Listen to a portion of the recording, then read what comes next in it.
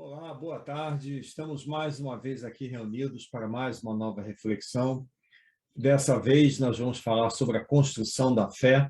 Mas antes de falarmos sobre a construção da fé, eu gostaria de convidar a todos para a nossa oração de abertura, elevando os nossos pensamentos a Deus e agradecendo ao Pai de infinita misericórdia e bondade pelo dom da vida, pelo nosso livre-arbítrio, pela bênção da reencarnação.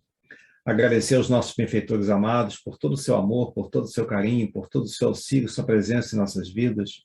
Agradecer aos nossos guias espirituais pelo compromisso de longo prazo, pelo amor e pelo carinho.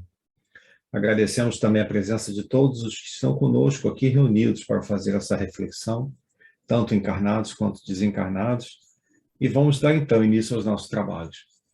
Nós estamos aguardando ainda o facilitador de hoje, o Rafael Lavarini. Ele não apareceu ainda, então nós vamos começar a fazer uma reflexão e quando ele chegar, então ele toma e a gente prossegue. A questão de hoje é a construção da fé, né? E a gente, obviamente, está falando sobre a fé do ponto de vista, dentro do contexto, não que a fé seja limitada a esse contexto, mas nós estamos falando do ponto de vista espírita, né?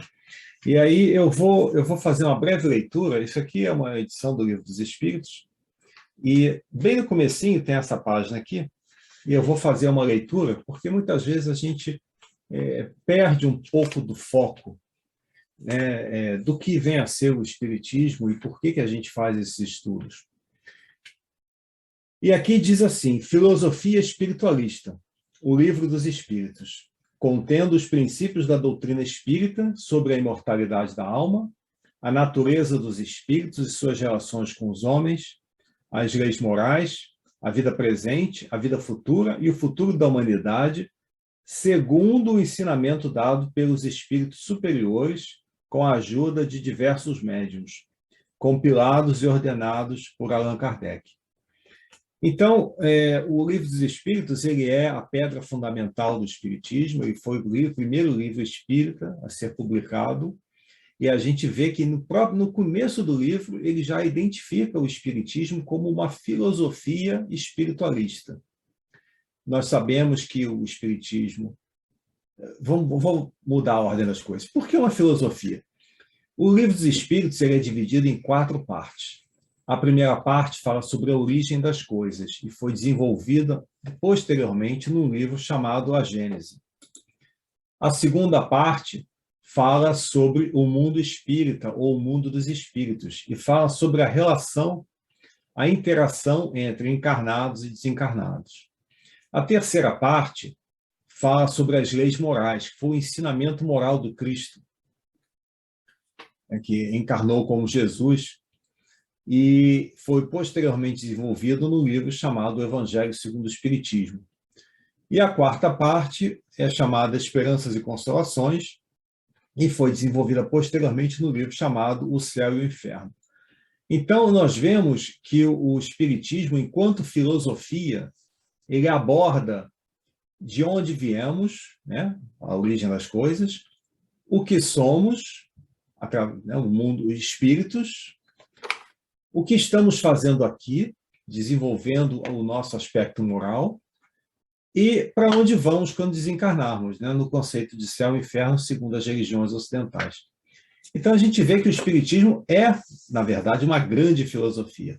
Ele também tem um aspecto científico muito forte e inovador, porque o Espiritismo estuda e busca explicar a comunicação entre encarnados e desencarnados. Então, é uma ciência também, né, baseada em observação. E também tem um aspecto religioso. O Espiritismo tem um aspecto religioso porque ele nos reconecta com Deus. Os espíritos nos convidam a reviver o cristianismo puro através das leis morais e do ensinamento do Cristo. Então, nós aprendemos e verificamos que, pelos seus ensinamentos, o Espiritismo é o cristianismo redivivo. E isso nos reconecta com a nossa criação, com Deus, o Criador de tudo, a força que criou tudo, a origem de tudo. Então, o espiritismo também tem um aspecto religioso, tá? A Dani vai fazer um comentário sobre o livro sobre o Evangelho segundo o Espiritismo. Mas eu vou só fazer um breve comentário que atribuem essa frase a Allan Kardec, mas eu não sei se realmente ele falou isso, né? É uma frase que resume muito, né? O pensamento espírita. A fé sem ação é morta em si mesma. Então, no meio, né, do século XIX, Allan Kardec levava à pública a obra precursora da filosofia espírita, que é o Livro dos Espíritos, e, de certa forma, trazia à luz o espiritismo, uma ciência e uma filosofia, ou uma filosofia e uma ciência, também com aspecto religioso. Dani, vou passar para você agora. Tá bom, vamos lá então. Então, boa tarde a todos, né? Uma alegria tê-los conosco.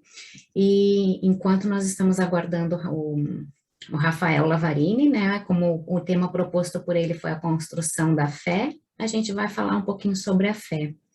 Então, logo no início do Evangelho segundo o Espiritismo, né? Tá escrito assim, que a fé inabalável é somente aquela que pode encarar a razão face a face em todas as épocas da humanidade. E por que isso, né? Da onde que vem a fé? A fé é essa conexão que nós temos com Deus, né? Com as suas leis divinas, né? Então, a gente, no momento que nós nos colocamos em conexão com o divino em nós, né? Com Deus, Jesus, nós podemos, através do nosso pensamento, através do nosso sentimento, né, das nossas ações, nos movimentarmos aqui na Terra, né, para nós que estamos reencarnados e para aqueles que estão desencarnados também, né, de uma forma mais em conexão conosco, né, porque as leis de Deus estão em nós, como nos ensinam o Livro dos Espíritos.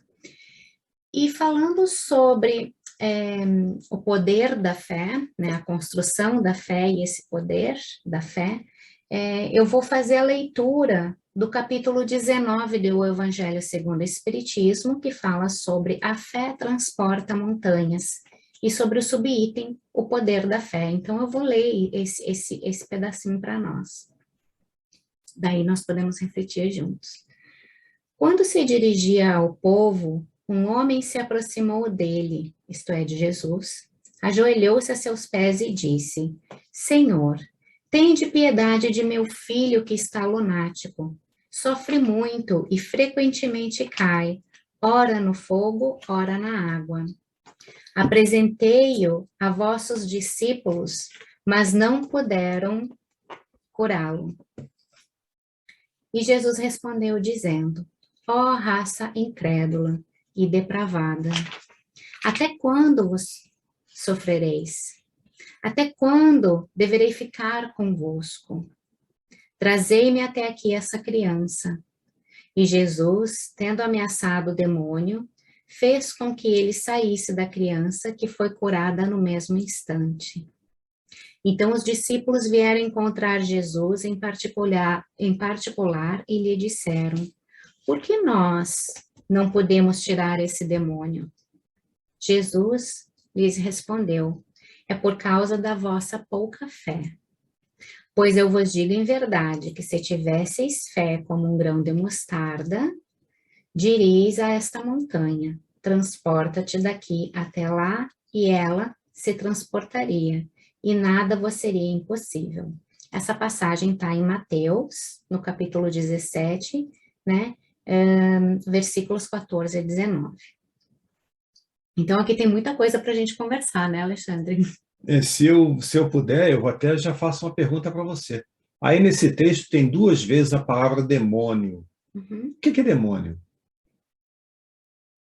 Bom, demônio é espírito, na realidade, né? Nós é que, no decorrer da evolução da própria palavra, nós colocamos um significado negativo e achamos que demônio é um ser que só faz mal.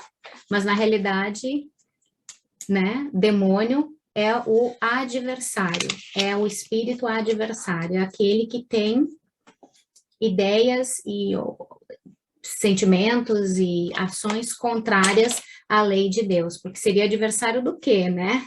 Adversário do bem, né? Vamos falar assim. Então quer dizer que Deus não criou espíritos para serem maus? Não, claro que não.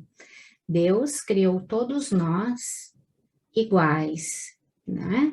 Deus criou todos nós simples e ignorantes, como nos diz o Livro dos Espíritos, e todos nós, ao sermos criados por Deus, trazemos as leis de Deus em nós, né? Que eu sempre fico refletindo sobre essa questão, né? Deus colocou as leis dele em nós. O que eu acho isso profundamente profundo, né? Eu acho isso muito profundo, porque para mim eu entendo que as leis é a maneira como nós temos de nós conversarmos com Deus, né? Porque nós interagimos com Deus através das suas leis. E eu acho isso realmente bastante profundo para todos nós. Mas eu acho interessante aqui nessa passagem que este pai, né, desesperado, né, procurou pelo auxílio do Cristo para que ele pudesse auxiliar o seu filho que estava sofrendo de um processo obsessivo, né? Porque nós sabemos que a obsessão, ela é a influência perniciosa, isto é, de ideias, sentidos, comportamentos, sentimentos contrários ao bem sobre um outro ser. Pode ser tanto de encarnado para desencarnado, de encarnado para encarnado, de desencarnado para desencarnado, de desencarnado para encarnado. Então, está todo mundo no mesmo barco, né? Então, esse senhor foi até Jesus e pediu auxílio, pediu ao mestre que auxiliasse o filho dele que estava sob esse processo obsessivo, sobre essa influenciação negativa. E Jesus auxiliou, né? Ordenando aqui, a passagem diz que ele ordenou, né, que o demônio, esse adversário do bem, né, com as ideias adversárias ao bem, saísse desse rapaz. E aí os discípulos ficaram pensando assim, ok, vamos lá bater um bate-papo com o mestre para que a gente entenda qual foi a razão pela qual nós não conseguimos auxiliar esse espírito, esse irmão em sofrimento. E Jesus é muito claro, né, dizendo que eles não conseguiram porque eles tinham pouca fé. Há alguma similaridade conosco no nosso dia a dia?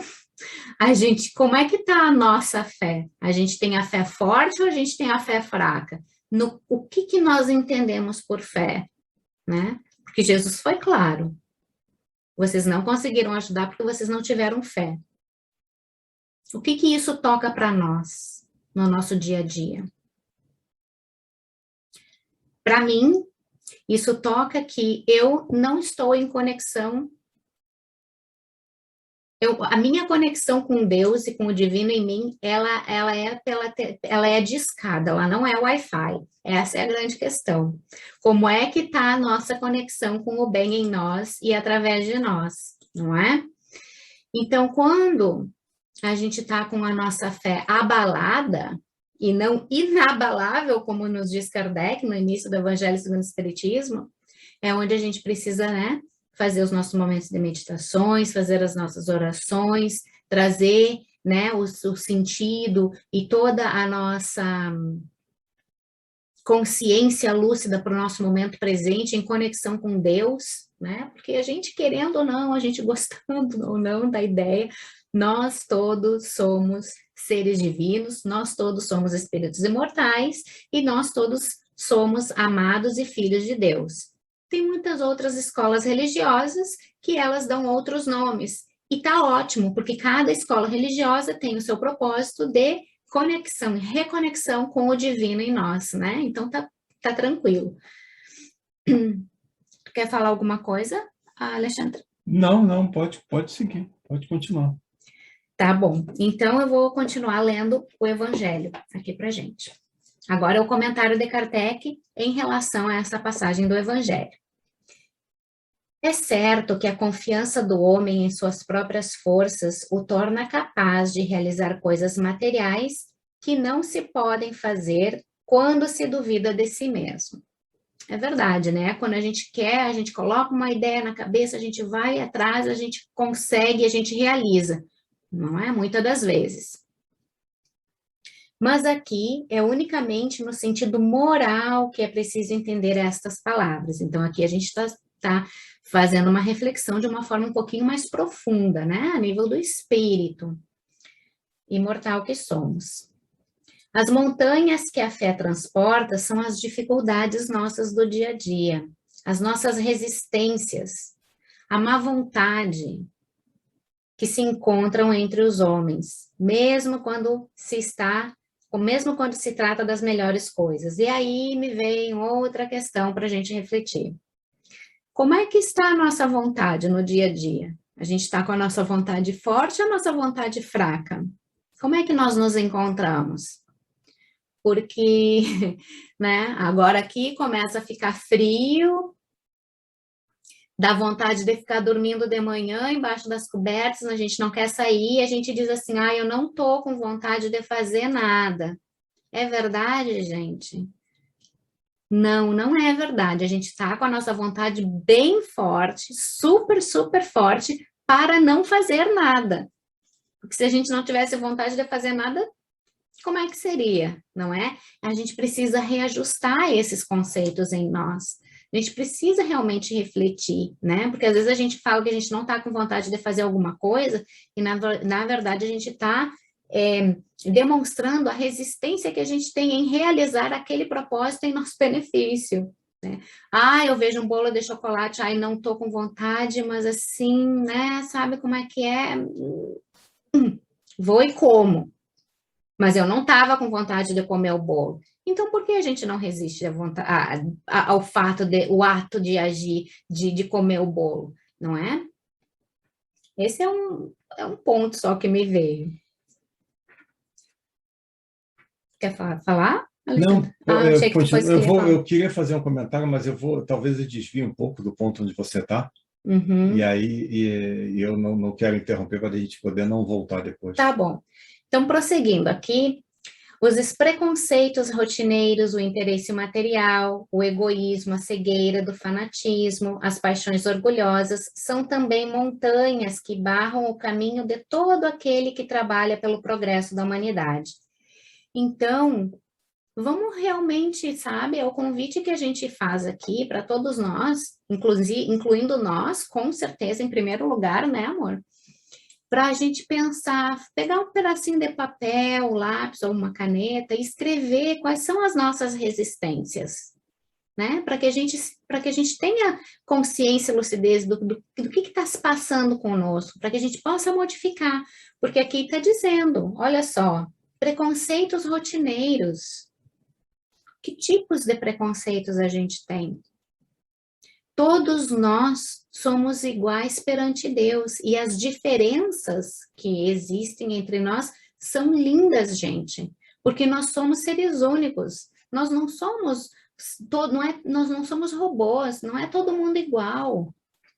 Isso que a gente tem que estar consciente, né? A diferença é o que faz a beleza. Porque, por exemplo, se a gente olhar a natureza, cada florzinha, por exemplo, uma orquídea, né? Uma orquídea não é igual a outra. Ninguém e nada nesse universo infinito é igual um ao outro. E isso é que é o mais belo. Porque na diferença a gente constrói. E muitas vezes na igualdade, talvez a gente fique naquele sem visão, sem propósito, porque não existe, né? A diferença traz a criatividade, então, entre outras coisas, isso é muito importante. Depois, o interesse material, o egoísmo. Eu tô bem, o meu vizinho eu não me importo. Isso não é legal, né? O vizinho do lado. Ou então, mais profundo ainda, né? A gente está na nossa família, né? Com os nossos amigos, né? De outrora, os nossos não tão amigos também, que a gente vem reunido para poder se reajustar. E aí? a gente não olha para o lado, a gente resolve não dar importância. E onde que nós nos encontramos? Essas são as montanhas da parábola aqui do Cristo, não é? Depois, prosseguindo, a fé robusta dá a perseverança, a energia e os recursos que fazem vencer os obstáculos, tanto nas pequenas quanto nas grandes coisas. Vamos fazer a ginástica da fé. A gente não vai para a academia para deixar os nossos músculos fortes. Então, vamos fazer a ginástica da fé, né? Fazendo esta recapitulação, né? Essa reflexão de como nós nos encontramos, de fazermos o bem, de desenvolver essa perseverança, as virtudes que Jesus nos ensina, não é? Para que a gente vença esses obstáculos que não são externos, gente, estão dentro da gente. A fé, que é vacilante, provoca incerteza, hesitação de que se aproveitam os adversários que devemos combater. Ela não procura os meios de vencer, porque não crê na possibilidade da vitória. Agora eu passo para o Alexandre fazer algum comentário, senão fica só eu falando aqui. Você estava falando das questões materiais, eu me lembrei, eu não sei o livro dos Espíritos de cabeça não, gente, eu colei aqui, tem um texto aqui, vocês podem ver aqui, tem um arquivo com algumas dicas, né? Então, eu me lembro muito a questão 922 do livro dos Espíritos, que fala assim, a felicidade terrestre é relativa à posição de cada um. O que basta para a felicidade de um constitui a desgraça de outro. Haverá, contudo, algum critério de felicidade comum a todos os homens? Mas o que felicidade tem a ver com fé? Vamos ver a resposta. Com relação à vida material, é a posse do necessário, né? A felicidade, com relação à posse material, é a posse do necessário. Com relação à vida moral, é a consciência tranquila e a fé no futuro. O que é a fé no futuro, né? Vamos pesquisar aqui. Tem outro texto aqui que fala o seguinte: fé raciocinada é quando o espírito permite sentir as energias e as emoções de sua crença, mas também utiliza o seu livre-arbítrio, razão e estudo para exercer um questionamento que depois vem a certeza absoluta sobre o fato. Kardec disse, eu não verifiquei se Kardec disse isso, mas foi o texto que eu peguei emprestado, que a fé não se impõe nem se prescreve, mas pode ser adquirida, não existindo ninguém que esteja impedido de possuí-la. Para crer, é preciso, porém, compreender.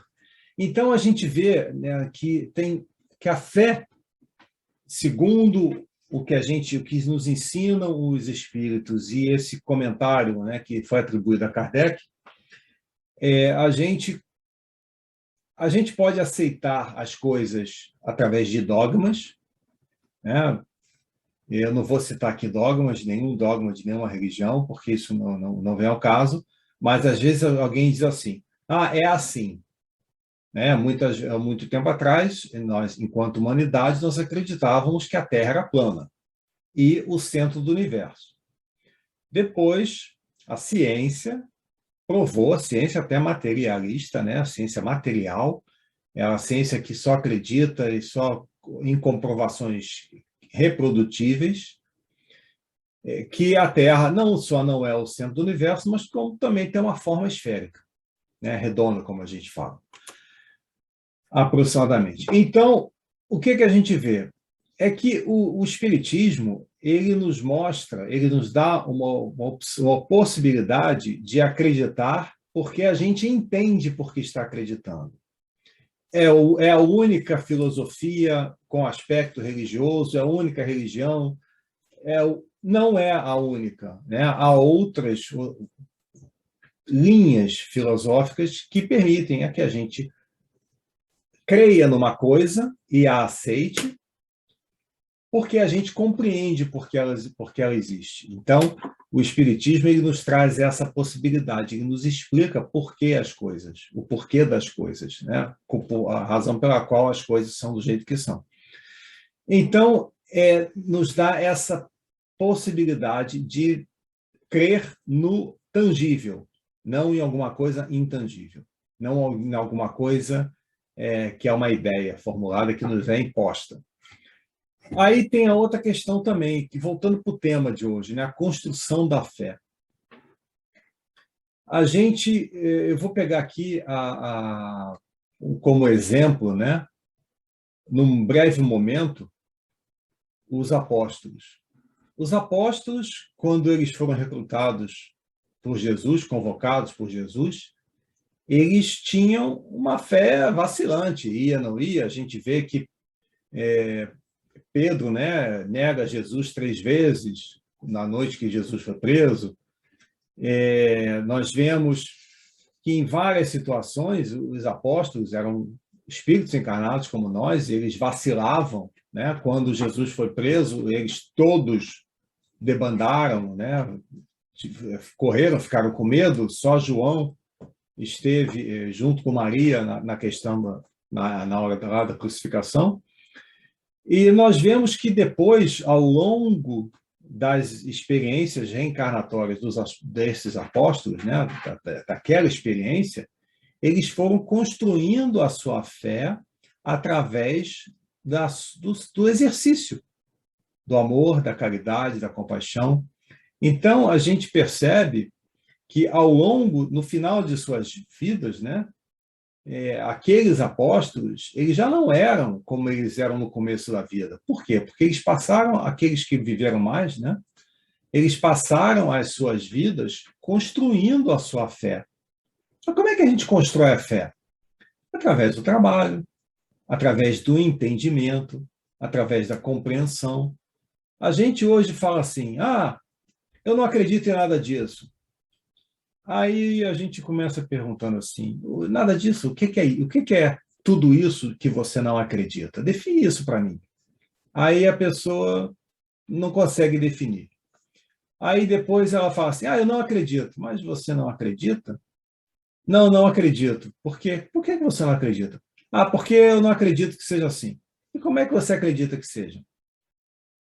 Né? Então, a grande questão é, se a gente não raciocinar, a gente não refletir, não reflexionar em cima do assunto, a gente está negando uma coisa, qualquer que seja, simplesmente porque a gente não quer parar para pensar no que a gente está negando. Aí a gente volta para a questão que o Espiritismo, enquanto filosofia, ele nos traz a explicação do porquê das coisas e nos permite raciocinar, né, como dizem, né, que o Espiritismo nos traz a fé raciocinada. Eu talvez esteja repetindo isso, mas é bom enfatizar. Porque nós não somos obrigados a aceitar dogmas. Alexandre, isso é assim. Por quê? Então tá, então eu entendo. Nós vemos, né, nas obras psicografadas pelo nosso queridíssimo Chico Xavier, né, as obras de André Luiz, não vou me limitar a elas, que trouxe as obras, né, o conjunto de obras que nos trouxe a vida do espírito no plano espiritual, né, as experiências de André Luiz naquele plano. E André Luiz nos explica muitas coisas que acontecem no plano espiritual. E também nos falou muitas coisas científicas, né, do corpo humano, sobre glândulas, e bom, não vou entrar em detalhe, né? É um convite para lermos as obras de André Luiz. Isso foi em que? O André Luiz começou a ditar livros para o Chico na década de 40, se eu não estou enganado. E agora, no ano 2000, né, no século XXI, vários estudos no Brasil estão comprovando, no Brasil e acho que em outros lugares, mas eu falo pelo menos de onde existem estudos baseados até na comprovação ou não nessas questões que André Luiz nos propôs, e agora estão comprovando os ensinamentos dados por André Luiz. Então, isso dá um caráter de veracidade, né? Isso confirma que essas comunicações elas têm uma verdade, elas não são fantasiosas. E aí André Luiz nos conta como é a vida. Então, o que acontece? André Luiz não deixa dúvida de como é a vida do espírito quando desencarna. E aí a gente fala assim, poxa, então a vida do espírito é daquele jeito. Então eu entendo por que que eu posso mudar o meu comportamento. Por que que eu posso mudar a minha atitude diante de algumas questões da vida. Porque eu sei que se eu continuar desta forma, eu estou construindo isto. E se eu modificar um pouquinho aqui, eu vou construir uma coisa diferente que pode me beneficiar. Então, essa é a grande questão. A gente pode usar esse entendimento para construir a nossa fé, para que a gente possa ter uma vida melhor, uma qualidade de vida melhor, tanto quanto encarnado, quanto depois que desencarnarmos. Porque os espíritos nos ensinam, a grande questão, que uma reencarnação é um sopro, é um breve momento da vida, nossa vida como espíritos imortais. E aí, também André Luiz nos mostra, em mais de um livro, que há uma série de espíritos que desencarnaram e olharam para trás e falaram assim, meu Deus do céu, eu tinha aquela possibilidade de fazer tanto por mim mesmo e abrir mão. Né? Como a criança que vai para o colégio e resolve não estudar porque é infantil, porque não tem maturidade, e não estuda, acaba que se forma e não tem um futuro em termos de trabalho, de profissão, está em conflito e acaba desperdiçando aquela oportunidade. Não é culpa, não estou culpando ninguém, né, apontando o dedo. Mas essa questão de que a gente, quando a gente é educado e a gente vê uma razão para nos modificarmos ou para fazermos uma coisa ou deixarmos de fazermos outra, aí a gente tem um motivo, uma motivação maior para fazer. Então, voltando para o tema, eu acredito que a construção da fé, para mim, ela, dentro do contexto espírita, fica muito fácil, porque eu sei por que eu estou fazendo. Eu não estou sendo imposto nada. Então, eu consigo, a cada dia, construir um pouquinho mais a minha fé. Né? E aí eu comecei, né, como um menino no jardim de infância, e eu pretendo, né, em algum momento da minha vida, chegar, né, a um nível, vamos fazer colocando para o campo acadêmico, né, chegar no nível lá de doutorado. Eu posso porque eu posso, eu tenho esse poder. Porque quando Deus nos criou, como a Dani comentou, Deus nos criou a todos iguais, simples e ignorantes, né, como se fôssemos um cesto. Ou um carrinho de supermercado, né? E nós colocamos nesse cesto, nesse carrinho, o que nós quisermos colocar. Então, nós podemos colocar coisas que incentivam a nossa vaidade, o nosso egoísmo, ou coisas que nos melhorem enquanto espíritos, que nos aproximem, como próprios espíritos nos ensinam, né? Que nos aproximem daquele modelo que Deus nos forneceu, que foi o homem-deus, como eles colocam, na questão, no livro dos Espíritos, Jesus Cristo, né? Aquele é o nosso modelo, para a gente poder se inspirar e tentar melhorar, porque se nós melhorarmos, um dia seremos como ele. Dani, eu vou passar para você um pouco a palavra, porque daqui a pouco o pessoal fala assim, chega, Alexandre, não, passa a palavra. Eu gostaria de continuar lendo o comentário de Kardec sobre essa parte do poder da fé, porque nos esclarece bastante. Ele continua dizendo aqui que num outro sentido também se entende como fé a confiança que se tem no cumprimento de uma coisa, na certeza de atingir um objetivo. Aí eu lembro que eu escutei um palestrante uma certa vez dizendo que fé também é quando tu entra dentro de um transporte público, ou se tu vai pegar um avião e tu tem a fé, tu tem a certeza que tu vai chegar lá, tu tem fé naquele motorista, naquele piloto, naquele condutor, né, daquele veículo que vai chegar no destino e que tudo vai se sair bem.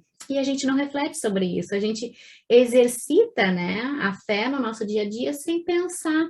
E a gente está sendo convidado constantemente a nós termos mais consciência, pensar, né, no que está acontecendo conosco e ao nosso redor. Ela dá uma espécie de lucidez, olha aí, que faz ver pelo pensamento os fins que se tem em vista e os meios para atingi-los, de modo que quem a possui caminha, por assim dizer, com total segurança. Num como no outro caso, ela leva a realizar grandes coisas. A fé sincera e verdadeira é sempre calma. Dá a paciência que sabe esperar, porque apoiando-se na inteligência e na compreensão das coisas, tem a certeza de atingir o objetivo. A fé vacilante sente sua própria fraqueza. Quando é estimulada pelo interesse, torna-se enfurecida e acredita que, aliando-se à violência, obterá a força que não tem.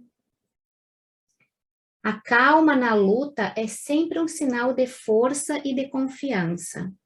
A violência, ao contrário, é uma prova de fraqueza e dúvida de si mesmo. Olha como é importante, né? A gente começou aqui refletindo, né? Fazendo o convite para que a gente escreva num papel o que a gente sente, quais são as nossas resistências, para que a gente possa ter a consciência e a lucidez do que se passa dentro de nós, para que a gente possa modificar. E isso, gente, não é um problema. Eu sei que às vezes, assim, quando a gente olha o espelho da verdade na nossa frente, né? A gente pensa, puxa vida, eu sou assim, eu sou invejosa, eu sou egoísta, eu sou... Ok, para tudo, para tudo, para tudo, para tudo. Por quê? Porque isso foi o que a gente aprendeu até agora. Agora a gente está já conseguindo perceber essas coisas e a gente tem mais do que condições suficientes de modificar. Porque a gente já sabe, a gente sabe sentir o bem. A gente não olha para alguém ou para alguma coisa, uma situação, uma planta, sei lá, a gente não sente uma alegria, então a gente tem alegria. A gente já não sente felicidade quando alguém está bem, né, tá bem conectado, a gente não sente vontade também de nos desenvolvermos espiritualmente, e então a gente sente o bem. E por que a gente sente o bem? Porque nós somos amor. Ok, Dani, tu tá viajando, por que tu tá dizendo que a gente é amor? Pelo simples fato de que nós somos filhos de Deus. E João disse que Deus é amor. Se Deus é amor e Deus é nosso Pai, nós somos filhos do amor. A gente não acha que Jesus é muito legal, que Jesus, assim, ó, é super, não é? Ele é amoroso, ele traz toda aquela calma, toda aquela conexão com Deus. A gente pode ser igual. E a gente é, só que as nossas sementinhas das virtudes ainda estão precisando ser melhores cuidadas por nós, para que elas se desenvolvam, para que elas germinem, brotem e se desenvolvam. É para isso que a gente está aqui.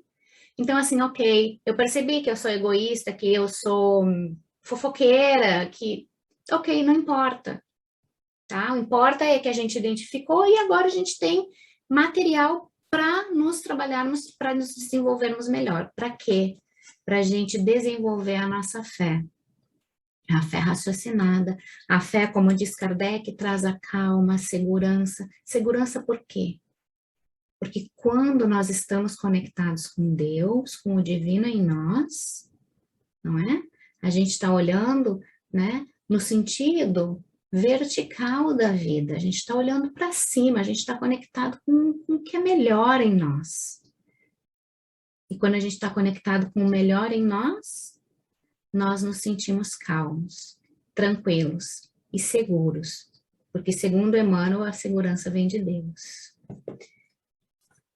Então, continuando aqui, Kardec nos diz: é preciso não confundir a fé com presunção. Fato, não é?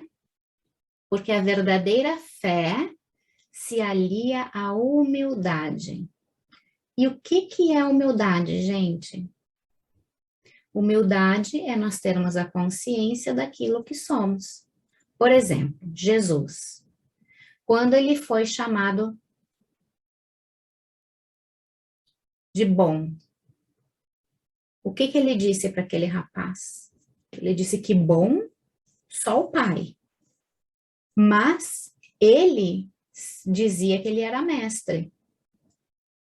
E a gente sabe que Jesus é o exemplo da humildade. Então, humildade é nós termos consciências daquilo que somos, não é? Aquele que possui confiança mais em Deus do que em si mesmo, né? A verdadeira fé, se ali é a humildade, aquele que possui a confiança mais em Deus do que em si mesmo, sabe que simples instrumento da vontade de Deus, nada pode sem ele, e é por isso que os bons espíritos o ajudam. A presunção é mais orgulho do que fé, e o orgulho é sempre castigado, cedo ou tarde, pela decepção e pelos fracassos que lhe são impostos. Porque se nós formos sinceros conosco, ok? Ninguém está nos ouvindo no nosso mundo íntimo, só nós e Deus. Se a gente for sincero conosco, como é que a gente se sente quando a gente está sentindo orgulho? A gente sente que o nosso corpo está relaxado ou o nosso corpo está tenso? Se a gente às vezes tem dificuldade para identificar estas questões em nós, percebamos como é que o nosso físico se apresenta. Porque a tranquilidade e calma não deixa o corpo assim, deixa o corpo relaxado, não é? O poder da fé é demonstrado direta e especialmente no magnetismo. Por ele, o homem age sobre o fluido, agente universal, modifica-lhe as qualidades e lhe dá uma impulsão, por assim dizer, irresistível. Porque a fé é a certeza na construção do bem. Quando nós nos conectamos com Deus, nós estamos conectados com o divino em nós, e nós, tendo esta certeza, nós nos sentimos seguros e nós irradiamos este magnetismo. Aquele que a um grande poder fluídico normal, juntar uma fé ardente, pode unicamente pela vontade dirigida para o bem, operar esses fenômenos especiais de cura e outros mais que antigamente eram tidos como prodígios. E, no entanto, são apenas o efeito de uma lei natural. Chega de fantasia, não é? Tá aí a epigenética, a física quântica, né, a neurociência, para mostrar que existe algo além do corpo físico, e que esse algo além do corpo físico, que eles chamam de mente, né, de mind, né, essa força além, que nós sabemos que é o espírito, pode modificar todo o nosso ser, tanto para o bem quanto para o mal. Mas como nós aqui, né, somos mais, estamos no caminho de aprender a desenvolver tudo isso para o bem, a gente modifica, né, e busca a saúde nessa modificação para o bem. Então, este é o motivo pelo qual Jesus diz a seus apóstolos: se não o curastes, é porque não tinhais fé. Onde nós nos encontramos como apóstolos de Jesus, como aprendizes do bem, das leis de Deus em nós e através de nós, não é? Porque hoje há inúmeras pesquisas científicas na neurociência, na epigenética, na física quântica, que comprovam que pelo nosso simples pensar e sentir, nós podemos curar um câncer. É claro que nós devemos ter a humildade de perceber de sentir que se nós devemos passar por aquela experiência, que nós aceitemos, né? Não simplesmente de braços cruzados, mas fazendo tudo aquilo que está ao nosso alcance, porque qualquer experiência, positiva ou negativa, está aqui para nos ensinar a desenvolver algo em nós que ainda está adormecido. Então, é uma bênção de Deus para todos nós. Que tenhamos fé, que tenhamos essa certeza do bem que se encontra em nós. Porque nós estamos aqui para aprender, para nos desenvolvermos e para exercitarmos, né? Vibrarmos nessa onda de luz, nessa onda de amor. Aí a gente até pode pensar, mas não vamos ser igual a Jesus. Nunca vamos ser igual a Jesus. Primeiro, pelo simples fato que somos seres únicos. E segundo, nós não vamos ser iguais a Jesus, porque nós estamos no caminho neste momento, né, para atingirmos onde Jesus atingiu e muito mais, como ele mesmo disse, né? Vocês podem fazer isso e muito mais. Alexandre. Eu acho que foi uma reflexão muito boa, Dani, muito completa. Eu só gostaria de, se você me permitir, até pela questão da hora, de ler dois trechos do Evangelho segundo o Espiritismo, ainda dentro do capítulo 19. Um deles é dentro do item número 7, e ele diz o seguinte: a fé raciocinada, por se apoiar nos fatos e na lógica, nenhuma obscuridade deixa. A criatura, então, crê porque tem certeza, e ninguém tem certeza senão porque compreendeu. Eis porque não se dobra. Fé inabalável só é a que pode encarar de frente a razão em todas as épocas da humanidade. E no item 11, dentro das instruções dos Espíritos, ainda dentro do capítulo 19, nós temos aqui um pedaço que não é inteiro, né? É só uma citação. Para ser proveitosa, a fé tem de ser ativa, não deve entorpecer-se. Mãe de todas as virtudes que conduzem a Deus, cumpre-lhe velar atentamente pelo desenvolvimento dos filhos que gerou. A esperança e a caridade são corolários da fé e formam, com esta, uma trindade inseparável. Pregai pelo exemplo da vossa fé, para a incurtirdes nos homens. Pregai pelo exemplo das vossas obras, para lhes demonstrardes o merecimento da fé. Pregai pela vossa esperança firme, para lhes dardes a ver a confiança que fortifica e põe a criatura em condições de enfrentar todas as vicissitudes da vida. Tende, pois, a fé, com o que ela contém de belo e de bom, com a sua pureza, com a sua racionalidade. Não admitais a fé sem comprovação, cega filha da cegueira. Amai a Deus, mas sabendo por que o amais. Crede nas suas promessas, mas sabendo por que acreditais nelas.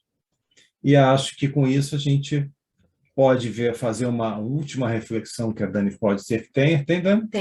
Tenho. Eu gostaria de trazer para a gente um parágrafo de uma mensagem de Emmanuel, no livro Pão Nosso, se eu não me engano, do livro Pão Nosso, tá? O capítulo 113, que fala sobre tua fé. E ele termina o capítulo, é uma mensagem curta, certo? Que nós convidamos a todos a buscarem por esta mensagem, porque ela é realmente muito boa para refletir. E ele termina a mensagem dizendo assim: Jesus pode tudo. Teus amigos verdadeiros farão o possível por ti. Contudo, nem o mestre e nem os companheiros realizarão em sentido integral a felicidade que tu ambicionas, sem o concurso de tua fé, porque também tu és filho do mesmo Deus, com as mesmas possibilidades de elevação. E é muito bom saber disso, não é? Todos nós somos filhos de Deus, nós possuímos o nosso poder de fé, né? Nós possuímos as leis de Deus em nós, e isso é maravilhoso. Então, que a gente se conecte conosco mesmos, né? Que nós nos conectemos conosco mesmos, que nós ativemos a nossa vontade firme para desenvolver o bem em nós e através de nós, e não, gente, sem ilusão. A gente vai ter problema no caminho, a gente está aprendendo a desenvolver isso. A gente vai sentir raiva no meio do caminho, a gente vai sentir depressão, a gente vai. Mas como nós vamos interagir com estas experiências que aparecem no nosso caminho para nos ajudar a crescer, é que vai fazer a diferença, não é? Então a gente levanta a cabeça, sacode a poeira da bota, como dizia Jesus, ou das sandálias, como disse Jesus aos discípulos, e vamos caminhando sempre em frente, em direção a Deus, a nós, a Jesus, ao bem, construindo a nossa fé de forma raciocinada, como nos ensinam os espíritos na codificação. Obrigada. Bom, então chegamos ao fim dessa reflexão de hoje. Gostaríamos de convidar a todos a fazer a nossa oração de encerramento. Dani, você gostaria de fazer a nossa oração de encerramento? Sim, gostaria. Então, vamos todos nós relaxarmos onde nos encontramos, fechando os nossos olhos físicos, adentrando a esta conversa íntima com Deus em nossos corações e elevando a nossa gratidão em pensamentos e sentimentos ao nosso Mestre Jesus, o Cristo de Deus, que tanto faz por nós, trazendo luz às nossas consciências, nos oportunizando experiências para que nós possamos estarmos mais lúcidos e conscientes do que a gente pensa, sente, faz e vibra, para que nos nossos caminhos nós nos escolhamos mais a fazermos o bem em nós e através de nós. Nós agradecemos aos benfeitores espirituais desta casa de oração que nos acolhem com tanto amor e carinho. E agradecemos as luzes, os bálsamos que recaem sobre cada um de nós encarnados e desencarnados, onde quer que nos encontremos. Que nós sintamos o amor nos envolvendo neste momento e que este amor que toca os nossos corações e as fibras mais íntimas do espírito que somos, acendam a chama e a luz das energias salutares que modificam todo o nosso ser e que nós nos sentindo mais felizes, encorajados, fortalecidos no bem, sigamos em paz, onde quer que nos encontremos. Que assim seja. Graças a Deus. Bom, então vamos ficando por aqui. Mais uma vez, muito obrigado por ter se juntado a nós hoje e até a próxima, se Deus quiser. Um bom final de semana para todos. Para todos.